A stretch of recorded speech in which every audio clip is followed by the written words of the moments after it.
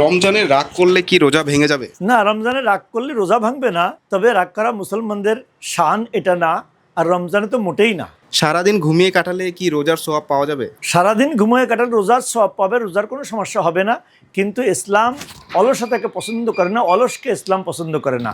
আর এটা বৈজ্ঞানিকভাবে স্বাস্থ্যসম্মতও নয়। কাউকে গালি দিলে কি রোজা নষ্ট হয়ে যায়?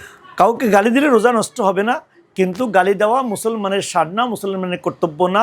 নবী করিম সাল্লাল্লাহু আলাইহি ওয়াসাল্লাম বরং বলেছেন, কেউ গালি দিলে তাকে বলে দাও আমি রোজা। রোজা রেখে সোশ্যাল মিডিয়ায় খারাপ কন্টেন্ট দেখলে কি রোজা ভেঙে যেতে পারে?